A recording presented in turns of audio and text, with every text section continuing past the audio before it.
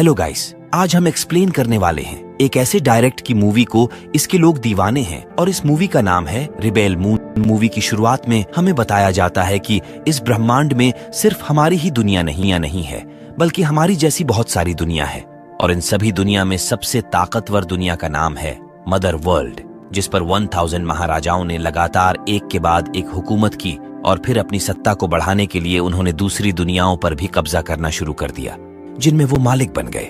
पर एक दिन एक गद्दार ने महाराज और महारानी को मार दिया, जिसके बाद मदर वर्ल्ड की ताकत थोड़ी ढीली पड़ गई और इसीलिए जिन लोगों को मदर वर्ल्ड ने गुलाम बना रखा था वह अब बागी बन गए और मदर वर्ल्ड से खुद को आजाद करने की जंग छेड़ दी। और फिर इस नाजुक समय का फायदा उठाकर मदर वर्ल्ड के एक मंत्री वेसेलेरियस ने खुद को मदर वर्ल्ड का संरक्षक यानी लगभग राजा घोषित कर दिया। और इस तबाही के बीच में हमारे पड़ोसी दुनिया के चंद्रमा पर हम कोरा को देखते हैं, क्योंकि इस दुनिया के लोग शांति के साथ यहाँ पर खेती बड़ी करके अपने लिए अनाज उगाते हैं और ये सब लोग इसमें बहुत खुश है। और फिर रात को गांव के मुखिया ऐलान करते हैं कि इस बार की फसल बहुत अच्छी होगी, इसीलिए हमारा गांव खुशी और तरक्की की राह पर चल रहा है। और फिर अगले दिन हम देखते हैं कि कोरा सेम नाम की लड़की के साथ खेतों में काम कर रही होती है। तभी यह देखती है कि उनकी दुनिया पर मदर वर्ल्ड का एक जंगी जहाज आ रहा है, इसीलिए कोरा फौरन सबको आगाह कर देती है। और फिर हम देखते हैं कि जल्दी ही ये लोग छोटे छोटे जहाज में बैठकर उनके गांव की तरफ आने लगते हैं। और जब यह लोग उनके गांव में आकर उतरते हैं तो गांव वाले इन्हें देखकर बहुत डर जाते हैं और इन जहाजों में से एडमिरल एटिकस अपने सिपाहियों के साथ बाहर निकलता है, जो पहले तो गांव के मुखिया से काफी प्यार से बात करता है और फिर मुखिया से कहता है कि आपका गांव काफी हरा भरा है, इसलिए हमें बहुत सारा अनाज चाहिए। पर मुखिया कहते हैं कि हमारी जमीन बंजर है, इसीलिए हम ज्यादा अनाज नहीं उगा पाते।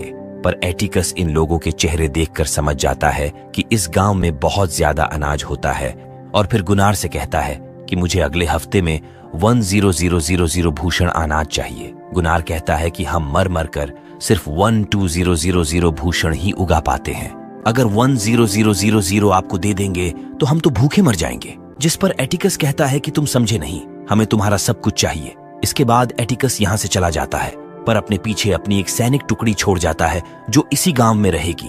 और फिर रात को हम कोरा को देखते हैं जो यहाँ से जाने की तैयारी करने लगती है। तभी है हैगन आकर इसे कहता है कि जब मुझे तुम उसे जहाज के मलबे में पड़ी मिली थी तो मैं तुम्हें यहाँ पर ले आया, क्योंकि मुझे तुम्हारे अंदर अपनापन नजर आया था। पर क्या आप तुम मुसीबत के समय हमें छोड़कर चली जाओगी? जिस पर कोरा कहती है कि यह जगह अब बर्बाद हो जाएगी, इसीलिए मैं यहाँ रहना नहीं चाहती। और इधर बाहर एटिकस के सिपाहियों की नजर भी सेम पर पड़ जाती है, पर कोरा यह सब देखकर अपने आप को रोक नहीं पाती। तभी यहाँ पर इनका बॉस भी आ जाता है, लेकिन तभी कोरा आकर कहती है कि बस बहुत हुआ। और जब इनमें से एक आदमी कोरा के पास जाता है और तभी हम देखते हैं कि कोरा लड़ने में इन सभी सिपाहियों से बहुत ज्यादा माहिर है। और कोरा इन सब को करने के बाद और फिर जब गांव वाले यहाँ पर आते हैं ये सब डर जाते हैं। पर कोरा कहती है अगर हमें मदर वर्ल्ड का मुकाबला करना है तो हमें उनके दुश्मनों से हाथ मिलाना होगा और हमें ऐसे जाबाजों की जरूरत पड़ेगी जो मदर वर्ल्ड की गुलामी के खिलाफ है, इसीलिए मैं जाकर उन सभी जाबाजों को इकट्ठा करूंगी, तभी हम मदर वर्ल्ड से बच पाएंगे। इसके बाद कोरा गुनार को अपने साथ लेकर जाबाजों की तलाश में निकल जाती है। पर फिर रास्ते में गुनार इससे पूछता है कि तुम कौन हो, जिस पर यह बताती है मदर वर्ल्ड की फौजी ने हमारी दुनिया पर हमला किया और उसे जंग की अगुवाई वही जनरल वेसेलेरियस कर रहा था। पर जब वह अचानक से मेरे सामने आया तो उसने मुझे कुछ नहीं कहा, शायद उसे मेरे अंदर कुछ दिखा होगा, इसीलिए मुझे अपने साथ ले गया और फिर उन्होंने मुझे थोड़ा लड़ना सिखाया और आखिरकार अपने ही लोगों में बदल दिया और उसने मुझे अपनी बेटी बनकर राजा के काफी करीब कर दिया। जिसके बाद मुझे राजा की बेटी को संभालने की जिम्मेदारी भी मिली, जिसके पास कुछ खास अद्भुत शक्तियां थीं, यहाँ तक कि वह मरे हुए को भी जिंदा कर सकती थी,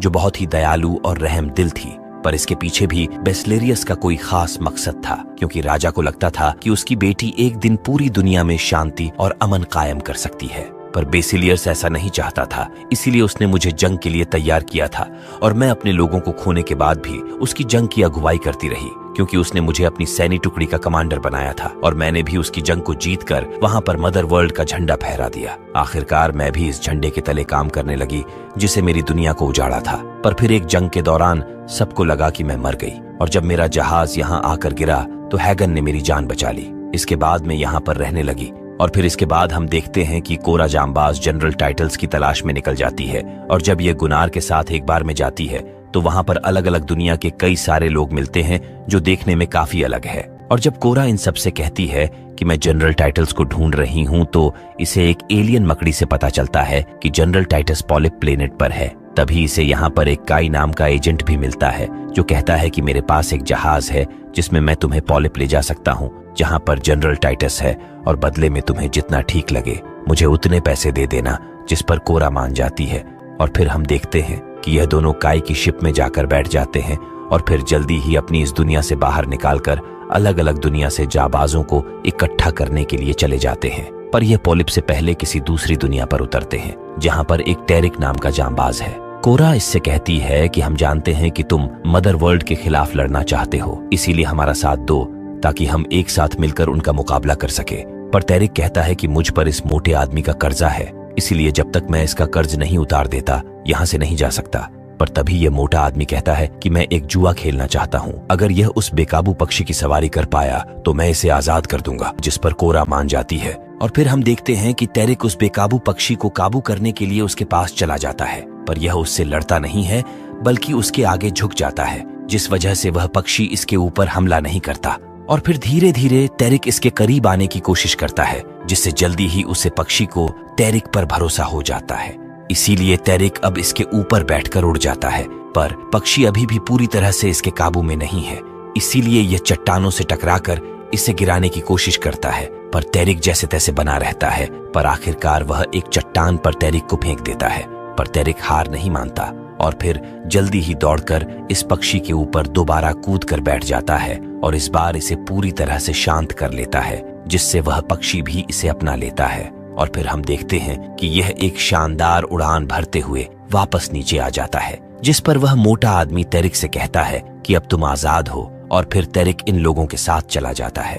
पर मोटा आदमी सोचता है कि अब वह भी इस पक्षी को काबू कर सकता है, पर तभी वह पक्षी इसे नीचे गिरा देता है और इसे देता है। और फिर अगले जांबाज को ढूंढते हुए कोरा दूसरी जगह पर चली जाती है, जहां पर इसे नेमेसिस मिलती है, जो एक बच्ची को बचाने के लिए एक बहुत ही बड़ी एलियन मकड़ी के पास आती है, जिसने एक बच्ची को बंदी बना रखा है। नेमेसिस उसे बच्ची को बचाने के लिए मकड़ी से लड़ने लगती है, और हम देखते हैं कि नेमेसिस एक बहुत ही तेज तलवारबाज है, जिस वजह से मकड़ी इस बच्ची को छोड़कर नेमेसिस पर अटैक करने लगती है। पर नेमेसिस इसे रोकने की कोशिश करती है, पर मकड़ी गुस्से से बेकाबू हो चुकी थी और फिर वह नेमेसिस को दूर फेंककर, पर तभी पीछे से नेमेसिस उसे जख्मी कर देती है और फिर यह अपनी दोनों तलवारों को भी एक्टिवेट कर लेती है, जिसकी मदद से यह जल्दी ही आखिरकार उस मकड़ी को मार गिराती है। और फिर कोरा के कहने पर नेमेसिस भी इनके साथ आ जाती है, क्योंकि यह भी मदर वर्ल्ड के खिलाफ है। इसके बाद यह महान जनरल टाइटस को ढूंढते हुए पॉली प्लैनेट पर आ जाते हैं, जहां पर इन्हें जनरल टाइटस फटे हाल भिखारी के रूप में मिलते हैं। और फिर कोरा जब इनके पास आती है तो जनरल कहते हैं, मुझे चैन से यहाँ पर मरने दो, क्योंकि मेरी वजह से मदर वर्ल्ड ने मेरे साथियों को मार दिया, वह भी मेरी आंखों के सामने। जिस पर कोरा कहती है कि उसमें आपकी कोई गलती नहीं थी, पर आप हमारी आखिरी उम्मीद है। अगर आप हमारे साथ आएंगे तो आप अपने मरे हुए साथियों का बदला भी मदर वर्ल्ड से ले पाएंगे, क्योंकि इस तरह गुमनामी में मरने से कोई फायदा नहीं। जिस पर जनरल कोरा की बात मान जाते हैं और इसके साथ शामिल हो जाते हैं। और इधर एटिकस के जंगी जहाज पर हम देखते हैं कि उनके हाथ एक गद्दार लगा है, जो बताता है कि राजा लिबर्टी का आपकी नाक के नीचे गद्दारों को पनाह देकर उनकी मदद कर रहे हैं, जिनकी मदद से ब्लड एक्स और उसकी बहन दीवारा ने मदर वर्ल्ड के खिलाफ अपनी पूरी फौज खड़ी कर दी है। और इधर हम देखते हैं कि कोरा भी अपने साथियों के साथ राजा लिबर्टिका की दुनिया में आ जाती है, और जल्दी ही हम देखते हैं कि ब्लड एक्स की आर्मी भी यहाँ पर आ जाती है, जिनके पास लड़ाई के लिए काफी जहाज हैं। और फिर उसमें से ब्लड एक्स और उसकी बहन दीवारा निकलती है। तो कोरा इसे कहती है कि हमें तुम्हारी मदद चाहिए, वरना मदर वर्ल्ड हमें खत्म कर देगा। जिस पर ब्लड एक्स मान जाता है, क्योंकि यह आजादी के लिए सालों से मदर वर्ल्ड के साथ जंग कर रहे हैं। और फिर यह अपनी बहन से कहता है कि तुम हमारी आर्मी को संभालो और मैं अपने लोगों के साथ उनकी मदद करूंगा, क्योंकि यह भी आज वहीं पर खड़े हैं जहां सालों पहले हम खड़े थे, निहत्थे और कमजोर। इसीलिए ब्लड एक्स अपने सिपाहियों और जहाज के साथ कोरा की लड़ाई में शामिल हो जाता है। और फिर जाते हुए शिप के अंदर हम देखते हैं कि काय कोरा से कहता है कि मुझे अभी एक आखिरी काम निपटाना होगा, क्योंकि मुझे ये डिलीवरी कहीं पर करनी है जिसके मैं पैसे ले चुका हूँ। और इधर हम देखते हैं कि इन लोगों की निकलते ही राजा लिबर्टिका के प्लेनेट पर एडमिरल एटिकस आ जाता है और कहता है कि हमें खबर मिली है कि तुम लोगों ने मदर वर्ल्ड के गद्दारों को पनाह दी और उनकी मदद की, इसीलिए अब मदर वर्ल्ड तुम पर कोई रहम नहीं दिखाएगा और उनके शहरों पर जंगी जहाज की तोपों से हमले करवा देता है और कहता है कि राजा लिबर्टिका की पूरी दुनिया को तबाह कर दो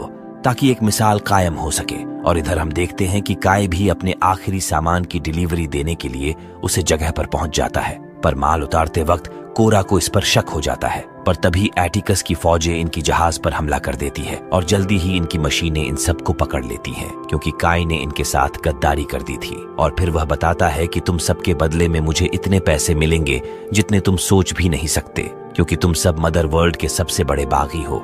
और फिर तभी हम देखते हैं कि यहाँ पर एटिकस भी आ जाता है और कहता है कि बहुत ही बढ़िया, मदर वर्ल्ड के सारे गद्दार आज एक ही जगह मिल गए, तुम्हें इसका बहुत ही बड़ा इनाम दिया जाएगा।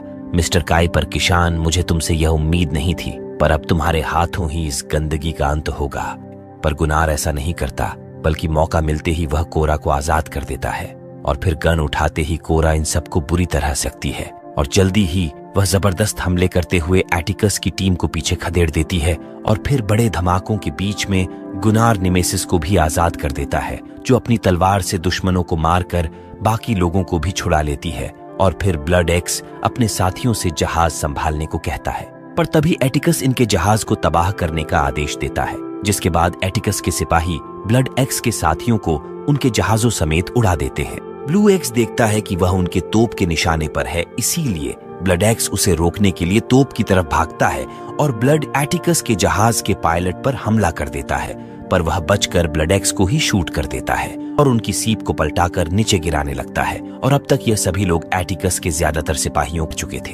तभी कोरा एटिकस को देखती है, जो जहाज की दूसरी तरफ है, इसीलिए जहाज गिरने से पहले कोरा उसकी तरफ भागती है। पर जैसे ही यह दूसरी तरफ पहुंचती है तो जहाज नीचे टकरा चुका था, जिससे यह पूरी जगह तबाह होने लगती है, जिससे एटिकस भी नीचे गिर जाता है और उसका जहाज भी पूरी तरह से तबाह हो चुका है। पर एटिकस एक प्लेटफॉर्म पर आ गया था, तभी इसे से बदला लेने के लिए कोरा भी यहाँ पर आ जाती है। पर एटिकस गुस्से में कोरा को मारने की कोशिश करता है, पर कोर बहुत ही तेज है, इसीलिए वह इसके ज्यादातर हमले रोक लेती है। पर फिर भी एटिकस कोरा को नीचे गिरा देता है, पर कोरा बच जाती है और रस्सी की मदद से वापस ऊपर आ जाती है और फिर से एटिकस से लड़ने लगती है। और इस रस्सी की मदद से वह इसकी छड़ी को तोड़ देती है। और अब तक एटिकस काफी जख्मी हो चुका था, इसीलिए वह अब कोरा का मुकाबला नहीं कर पाता। और इधर कोरा के बाकी साथियों ने भी सभी दुश्मनों को मार गिराया था और मक्कार काय की भी गुनार के हाथों हो चुकी थी। और फिर जनरल टाइटस कहते हैं कि जंग तो अभी शुरू हुई है, क्योंकि मदर वर्ल्ड अभी शांत नहीं बैठेगा, इसीलिए यह सब गुनार की दुनिया पर चले जाते हैं। पर इधर मदर वर्ल्ड को एटिकस मिल चुकी थी, जो अभी भी जिंदा था, क्योंकि इसके अंदर कुछ रोबोट जैसे पार्ट हैं, जिनकी मदद से एटिकस को दोबारा से ठीक कर लिया जाता है और फिर इसे उसी बेसिलेरियस के सामने पेश किया जाता है, जिसने राजा की गद्दी हड़प ली थी। और फिर एटिकस इससे कहता है कि मैंने आपकी इस गद्दार बेटी को ढूंढ निकाला है, जिसने आपको गद्दारी का घाव दिया था, जिसका नाम कोरा है, और उसके साथ अब जनरल टाइटस और बाकी गद्दार भी हैं। जिस पर बेसिलियर्स कहता है कि जाओ उन सभी गद्दारों कर मेरी बेटी को जिंदा मेरे पास लेकर आओ, ताकि मैं सबके सामने उसे अपने हाथों से सकूं। और अगर तुम इस बार नाकाम रहे तो मैं तुम्हें ऐसी दर्दनाक दूंगा कि तुम्हारी चीखों से दीवारें भी छटक जाएगी। यहीं पर मूवी का पार्ट 1 खत्म हो जाता है।